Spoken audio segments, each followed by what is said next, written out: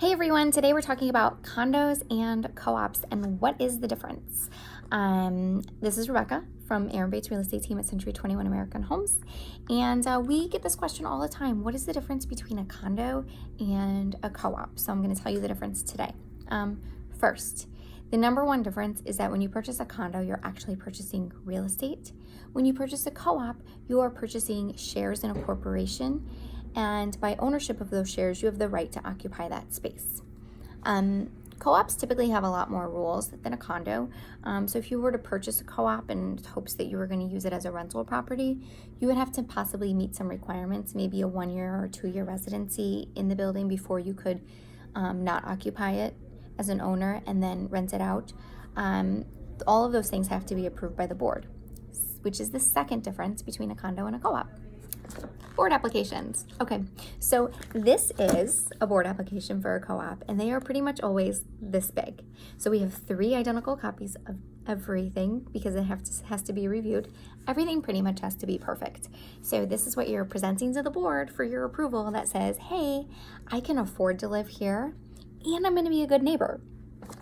So they're checking your finances, they're checking, your lifestyle, if you have a pet, how many people are going to be occupying this space, all of those things.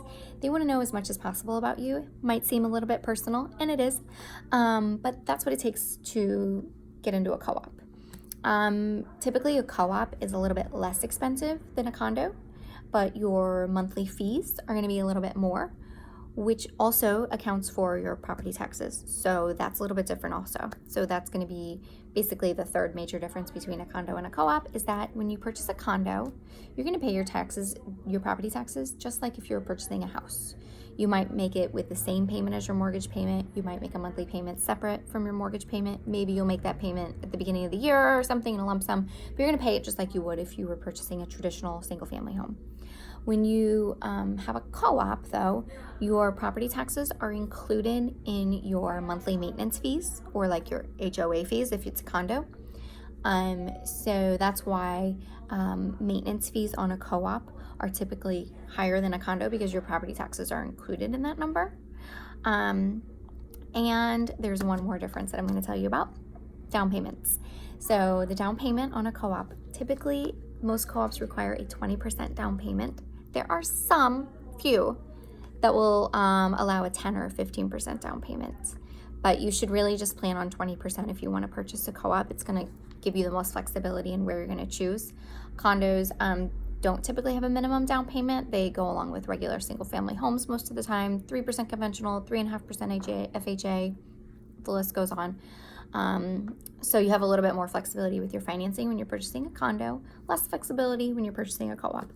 More flexibility in your lifestyle when you purchase a condo, less flexibility in a co-op. Co-ops have a lot more rules than condos, but both could be a good choice for so many different types of people. So it depends on what your needs are, what you want out of the property.